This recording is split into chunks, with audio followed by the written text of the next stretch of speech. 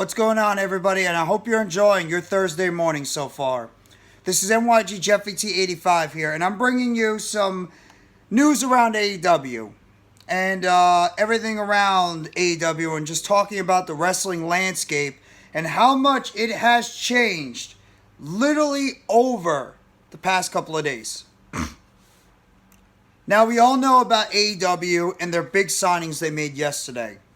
They obviously signed Nigel McGuinness as part of the company, former WWE NXT and NXT UK announcer Nigel McGuinness. He is now going to be part of Dynamite. He was with Tony Khan last night. We know about the debut of Jay White, or re-debut of Jay White, back on AEW television in that attack angle that he had with Juice Robinson, part of the Bullet Club, against Ricky Starks. And Jay White has officially been announced as AllElite. And then obviously you heard the big news from Tony Khan, Adam Cole, and Nigel McGuinness that AEW All-In will be happening at Wembley Stadium on August 27th in London, England. Major show that's going to seat at least 90,000 people.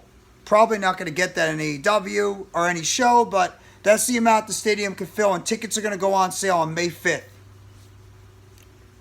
There's also one other big addition that AEW made.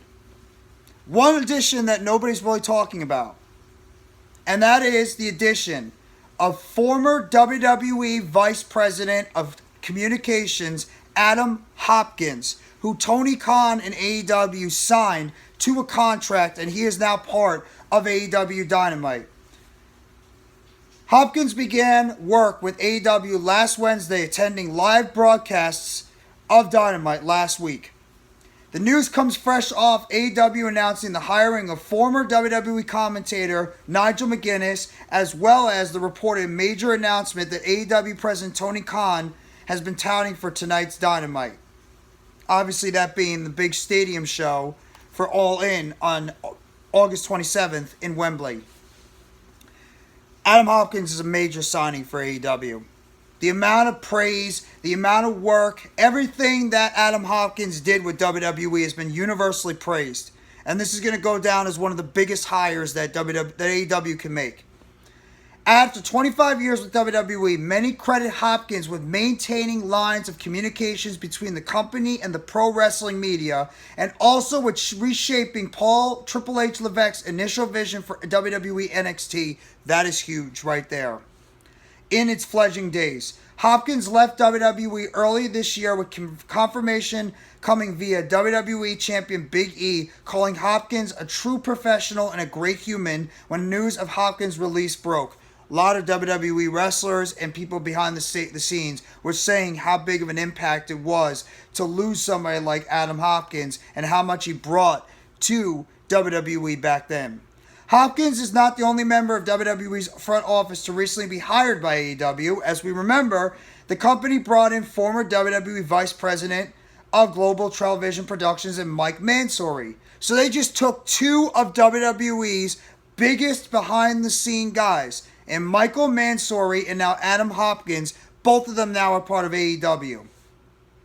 In which Mansouri was in the fold for the aesthetic refresh of Dynamite to kick off the start of the new year. He was part of the new set, the new look, the new vision, everything all new involved with the new stuff with AEW. And not only has AEW strengthened its production and PR end, but the company has also expanded its talent relations department in the middle of last year, giving new backstage responsibilities to Pat Buck, Christopher Daniels, Tony Schiavone, and others. Obviously, Madison Rayne being part of that too.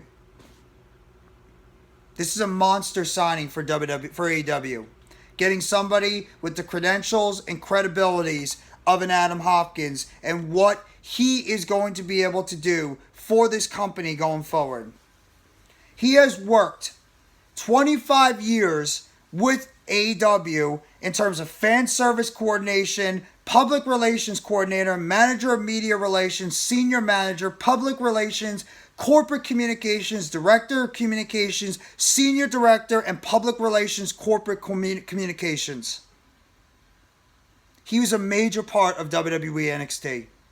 Now you add Adam Hopkins with Mike Mansouri behind the scenes with AEW, and who knows if both these guys could have had a major hand in this AEW Wembley show for All In. And I'm going to get to that in a second. Going forward. This is a major, major signing for AEW. Everybody's talking about Nigel McGuinness, Jay White, and the Wembley show for All In. Don't overlook this signing for AEW getting Adam Hopkins from WWE because of how well he helped put together the backstage roles in AEW. In terms of communications, relations, coordination, all the little things behind the scenes, Adam Hopkins as well as Mike Mansouri were big, big, big factors in why WWE was so well put together backstage.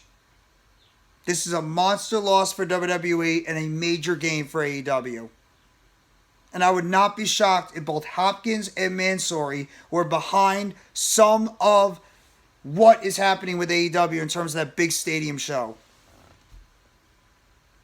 And speaking of that, what an announcement. AEW is now going to be doing a monster show in Wembley Stadium on August 27th for All In. That's going to be, a lot of people have already said it. This is going to be like their WrestleMania. This could be like their WrestleMania this year. And Tony Khan has teased the fact that he was thinking about doing some more pay-per-views during the year.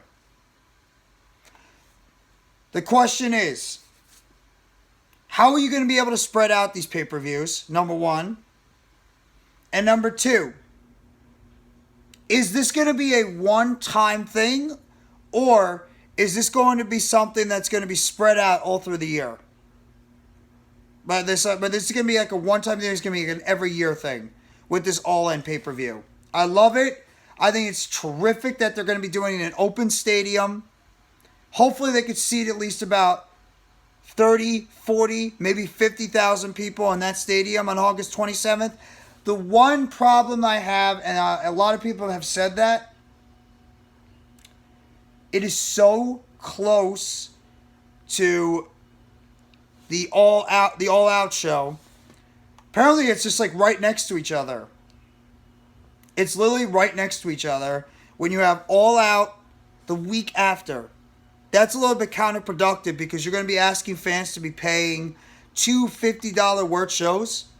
That's the only real problem I have with it. But this is so beneficial. And the fact that you have multiple people now that you're going to be featuring, especially from the English background. You got Jamie Hayter, the AEW Women's Champion, Saraya, Anthony Ogogo, who's really been gone from AEW for a while. Forget that Ogogo is even still part of the company. You got Pac, who was part of the introduction. Jay White, who now can be part of it. Nigel McGuinness, obviously. Pac also, that's another thing. What it's also going to do is it could have teased the potential return of Pac. Which I miss Pac. We all miss Pac. Hopefully Pac is going to be back soon. I would not be shocked if AEW is trying to set up this show and they might be a way to somehow slide Pac back into the figure. But I'm so excited for this AEW Monster show. I really am. I'm really, really excited. And it was just one of so many big things. So many big things that are happening in AEW. It's insane. I mean, wow. AEW hit a home run. You know what AEW did? AEW took advantage of WWE's downfall the past couple of days. Everything was so good for WWE, and I'm going to transition to this. WWE was taking over. Triple H could do no wrong. WWE could do no wrong. Everybody's coming back to WWE. AEW talents want out. WWE was once again the hottest thing in professional wrestling. Coming off a fantastic WrestleMania Night 1. Fantastic WrestleMania Night 1. But then you started to slowly see the downfall. You saw creative that didn't make sense in Night 2. 2-second matches. Asuka loses. Cody loses. And then you go into Monday Night Raw a few nights ago. And that disaster of a show that saw no returns except Matt Riddle, who's feuding with The Miz. Cody Rhodes and Brock Lesnar feuding against each other. A lot of people calling it the John Cena Brock Lesnar feud all over again. And you also have the potential of releases on the horizon for WWE, coupled with the fact that Vince McMahon is looking like he's back in control of creative. And what did AEW do? They had 4 home runs, which equate to a grand slam. 1, signing Adam Hopkins, former VP of Communications of WWE. 2, signing Nigel McGuinness, who is one of the best color commentators out there in the business. 3, signing the biggest free agent right now in wrestling in Jay White and swaying him from WWE to AEW. Along with, I'm coupling together, keeping FTR in AEW after they won the AEW Tag Team Championships last night. Can't forget about that. And then 4, getting themselves this Wembley Stadium event for AllElite. That could seat at least 90,000 tickets. Like I mentioned, it's a gamble for AEW to do this. And even WrestleTix talked about the fact that this might be a little bit tough for AEW to fill in these seats. If they can get at least 30 to 50,000 people, that's a success for the show. 20 to 25,000 is not good enough. 30 to 40,000 would be great. 50 to 60,000 would be exponential.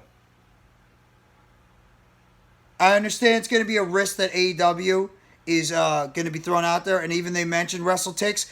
Pricing is going to be key. What are you going to price these tickets? But it's amazing the sway of wrestling. How it could change on the drop of a dime. Last year, during the beginning of 2022, we're talking about AEW thriving. AEW could do no wrong. Then Vince McMahon abruptly retires in July. Triple H takes over. And WWE is riding a momentum, a wave of a momentum. AEW is struggling just to try and see if they can pick up what WWE is doing. You have here the backstage stuff about talents being upset. AEW talents wanting out. WWE is looking great. Triple H can do no wrong. It's fantastic what you're seeing. And then just like that, you get slowly but surely Vince McMahon creeping in.